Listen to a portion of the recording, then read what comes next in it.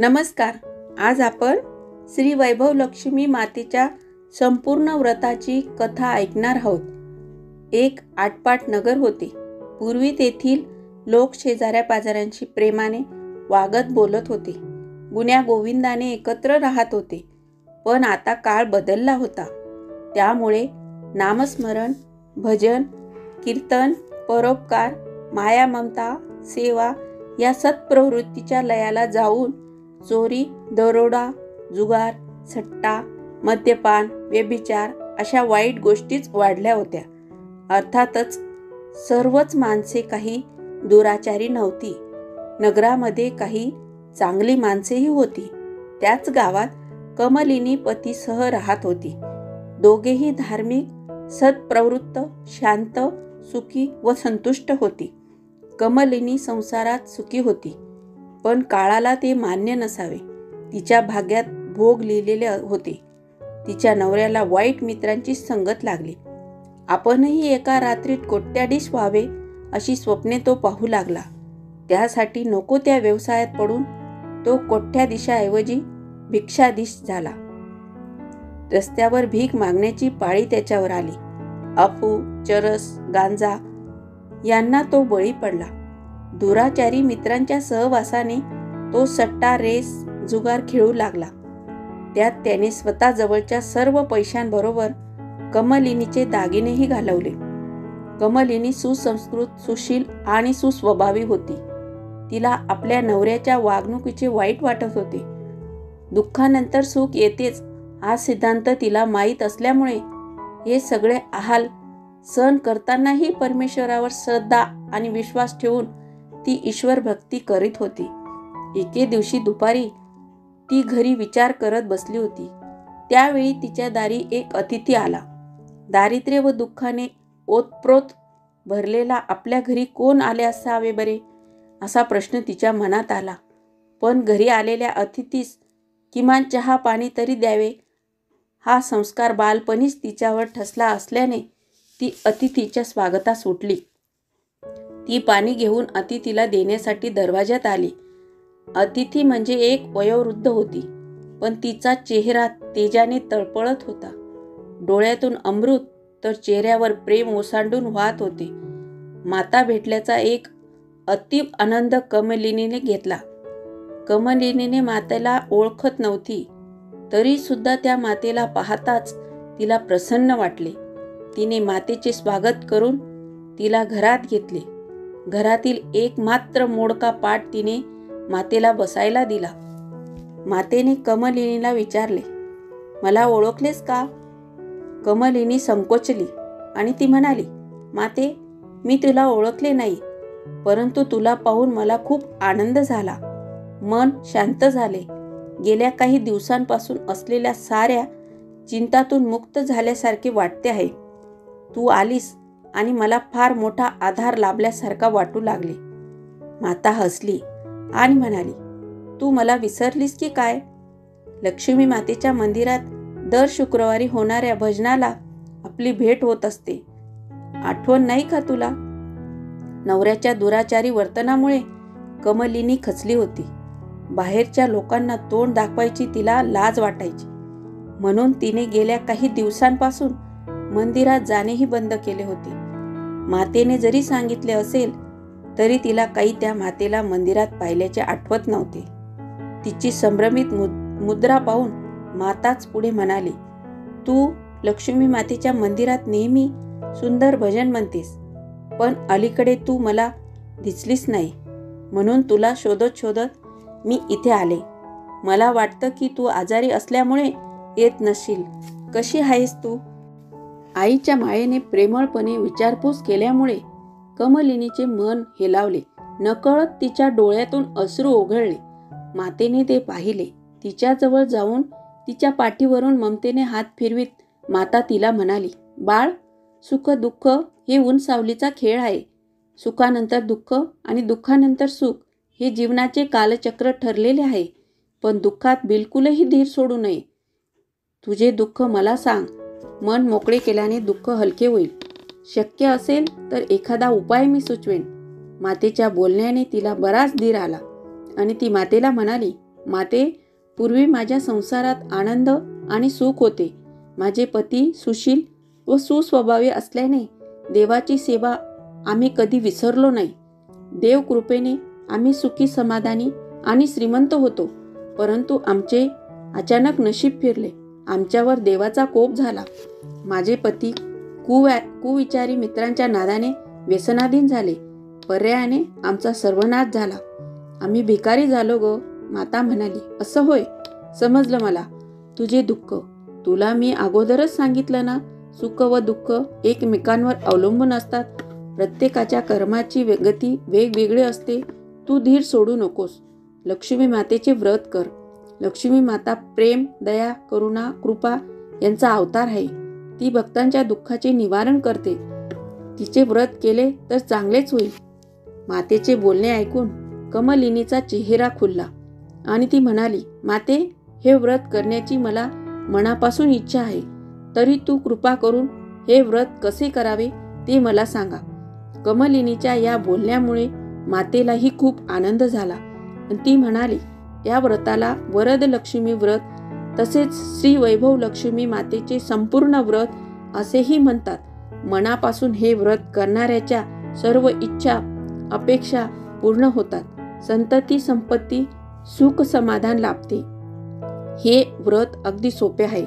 हे व्रत चुकीच्या पद्धतीने करणाऱ्या लोकांना व्रताचे फळ मिळत नाही. व्रताचे फळ मिळण्यासाठी ते नेहमी शास्त्रशुद्ध आणि विधीपूर्वकच करावे लागते. सोन्याच्या दागिन्याची पूजा विधीपूर्वक करावी लागते. नुसते दागिन्यांना हळद कुंकू लावल्याने जर कोट्याधीश होता आले असते तर साऱ्यांनीच हळद कुंकू समर्पणाचा मार्ग धरला असता. हे व्रत प्रत्येक शुक्रवारी करावे. व्रत करणाऱ्याने सकाळी उठून स्नान करावे, स्वच्छ कपडे घालावे. स्नानानंतर अंथरूण, पादत्राणे, झाडू इत्यादी वस्तूंना स्पर्श करू नये. कोणाची निंदा करू नये. मनामध्ये जय श्री वैभव लक्ष्मी माता असा जप सतत करत राहावा. खोटे बोलू नये. सायंकाळी दिवाबत्ती करावी. देवापुढे नंदादीप लावावा. हात पाय स्वच्छ धुवून एका पाटावर पूर्वेकडे तोंड करून बसावे. आपल्या समोर आणखी एक स्वच्छ पाट ठेवावा. त्या पाटावर नवा कोरा लाल रुमाल अंथरावा. रुमालावर तांदळाची छोटीशी रास काढावी. त्या राशीवर तांब्याचा लोटा पाण्याने भरून ठेवावा. गडव्यावर एका वाटीमध्ये थोडे तांदूळ घालून सोन्याचा एखादा दागिना ठेवावा. तो दागिना नसेल तर चांदीचा दागिना किंवा एखादी वस्तू ठेवावी. चांदीची एखादी वस्तूही नसेल तर 1 रुपयाचे नाणं ठेवावे. त्यानंतर उदबत्ती व निरंजन लावावे. वैभव लक्ष्मी माता ही श्री यंत्राने सिद्ध होते. म्हणून श्री वैभव लक्ष्मी मातेचे संपूर्ण व्रत करताना प्रथम श्री यंत्राचे आणि मातेच्या विविध स्वरूपातील फोटोंचा मनोभावे दर्शन घ्यावे. त्यानंतर हात जोडून लक्ष्मीचे स्तवनपर श्लोक म्हणावे. वाटीतील दागिन्यांचे हळद कुंकू लावून लाल फूल वाहून पूजा करावी. घरात गोड पदार्थ बनवून तो प्रसाद म्हणून ठेवावा. गोड पदार्थ बनविला नसेल तर साखर, गूळ, खडीसाखर यापैकी काहीही चालते. नंतर आरती करावी. आरतीनंतर 11 वेळा मनपूर्वक जय श्री लक्ष्मी माता असा जप करावा. त्यानंतर आलेल्या भक्तांना प्रसाद वाटावा. वाटीतील दागिना अथवा रुपया काढून घ्यावा. गडव्यातील पाणी तुळशीला ओतावे. विधीत वापरलेले तांदूळ पक्ष्यांना टाकावे. मातेचे व्रत अशा शास्त्रशुद्ध पद्धतीने केल्यास निश्चित यश मिळते. या व्रतामुळे दुःख, हाल, अपेष्टा संपतात. संपत्ती, संतती प्राप्त होते. त्याचप्रमाणे सौभाग्यवतींचे सौभाग्य अखंड राहते. कुमारिकांची सर्व इच्छा पूर्ण होतात. मातेने सांगितलेल्या व्रताची शास्त्रशुद्ध पद्धत ऐकून कमलिनीला आनंद झाला. ती मातेला म्हणाली, माते, तू सांगितलेले व्रत मी याच पद्धतीने करेल. परंतु हे व्रत किती वेळा करावे, या व्रताचे उद्यापन कसे करावे हे ऐकण्यास मी उत्सुक आहे. तरी कृपा करून ते मला सांगा. मातेला कमलिनीचे कौतुक वाटले. ती सांगू लागली, व्रत चुकीच्या पद्धतीने आणि कसेही करण्यात काहीच अर्थ नसतो. हे व्रत 11 किंवा 21 शुक्रवारी ओळीने करावे. व्रताच्या शेवटी शुक्रवारी उद्यापन देखील शास्त्रोक्त पद्धतीनेच करावे. प्रत्येक शुक्रवारी आपण जशी पूजा करतो तशीच पूजा शेवटच्या शुक्रवारी करून नारळ ओवाळावा. उद्यापनाच्या दिवशी साखर भात किंवा खीर यासारख्या गोड पदार्थ प्रसादासाठी करावा. नंतर प्रसादाबरोबर 7 किंवा 11 सुवासिनींना वा कुमारिकांना हळद कुंकू लावून श्री वैभव लक्ष्मी माता व्रताची एक पुस्तिका भेट म्हणून द्यावी. सर्वात शेवटी श्री लक्ष्मी मातेच्या फोटोला वंदन करून, हे माते, मी मनपूर्वक तुझे व्रत केले आहे. आम्हा सर्वांचे कल्याण कर. माझ्या सर्व चांगल्या इच्छा पूर्ण कर. गरिबांना संपत्ती, निपुत्रिकांना पुत्र दे.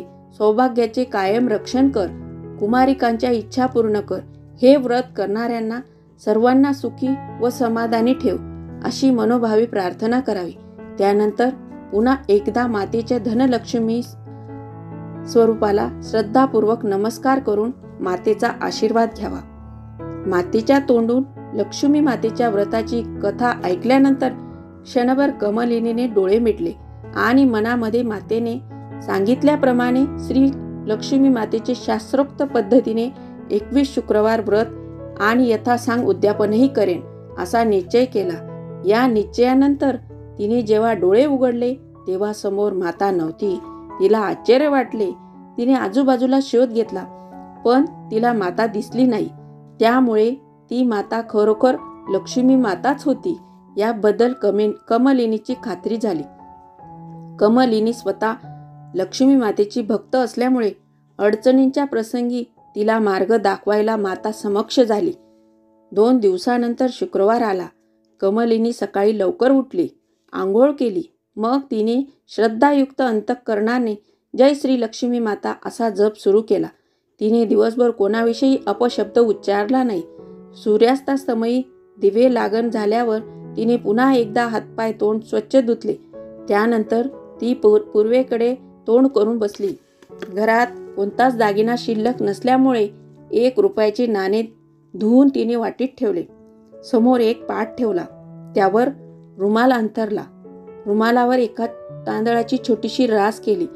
त्यावर पाण्याचा गडवा ठेवला. गडव्यावर तांदूळ व 1 रुपयाचे नाणे घेतलेली वाटी ठेवली. मातेने सांगितल्याप्रमाणे श्री लक्ष्मी मातेचे व्रत केले. घरातील गुळाचा खडा प्रसाद म्हणून ठेवला. नवरा घरी आल्यानंतर तिने हा प्रसाद त्याला दिला. ताबडतोब त्याच्या स्वभावात फरक पडला. त्या दिवसापासूनच लगेचच त्याने कमलिनीला मारणं करण्याचे थांबवले. पूर्ववत तिच्याशी प्रेमाने बोलू लागला. त्यामुळे तिला अत्यानंद झाला. श्रद्धेबरोबरच शुद्ध भक्तिभावाने कमलिनीने लक्ष्मीचे मातेचे हे व्रत 21 शुक्रवारपर्यंत केले. शेवटच्या 21व्या शुक्रवारी मातेने सांगितल्याप्रमाणे उद्यापन केले. त्या प्रसंगी प्रसादाबरोबर 7 सुवासिनींना तिने लक्ष्मी मातेच्या संपूर्ण व्रताची एक पुस्तिका भेट दिली. त्यानंतर धनलक्ष्मी स्वरूपातील मातेच्या फोटोला वंदन केले आणि मनोभावे म्हटले, हे धनलक्ष्मी माते, मी तुझे व्रत भक्तिभावाने पूर्ण केले आहे. आता तू आम्हा सर्वांचे कल्याण कर. माझ्या सर्व चांगल्या इच्छा पूर्ण कर. गरिबांना संपत्ती आणि निपुत्रिकांना संतती दे. सौभाग्यवतीचे सौभाग्य अखंड ठेव. कुमारिकांच्या इच्छा पूर्ण कर. तुझे व्रत करणाऱ्यांना सर्वांना सुखी ठेव. आम्हा सर्वांना सत्वशील बनव, अशी तिचे मनपूर्वक प्रार्थना केली. या प्रार्थनेनंतर तिने एकदा धनलक्ष्मी मातेला वंदन करून तिचा फोटो आपल्या डोळ्यांना लावला. अशा शास्त्रशुद्ध पद्धतीने कमलिनीने व्रत केल्यामुळे तिला ताबडतोब त्याचे फळ मिळाले. तिच्या नवऱ्याच्या वर्तनात बदल झाला. कुविचारी मित्रांची संगत त्याने सोडली. त्याच्या राहण्यात, वागण्यात, बोलण्यात फरक पडला. तो सुधारला. पुन्हा पहिल्यासारखा भरपूर कामधंदा करू लागला. त्याला अपेक्षेपेक्षाही अधिक पैसा मिळू लागला. तो कमलिनीचे गहाण ठेवलेले दागिने सोडवू शकला. या व्रतामुळे त्यांच्या घरात पूर्वीसारखेच सुख, समाधान, शांती निर्माण झाली. कमलिनीचे दारिद्र्य गेले. तिचा नवरा सुधारला. शांती निर्माण झाली. गेलेले वैभव ती परत मिळवू लागली. ते तिच्या शेजारी पाजारी राहणाऱ्या स्त्रिया पाहत होत्या. त्यांनीही हे व्रत करण्याची आपली इच्छा कमलिनीला सांगितले. कमलिनीने सर्व व्रतविधी सांगितला. व्रत समजावून घेऊन त्यांनीही हे व्रत सुरू केले. हे लक्ष्मी माते, सर्वांना कमलिनीप्रमाणे फळ दे. सर्वांच्या इच्छा पूर्ण कर. तुझा त्रिवार जय जयकार असो.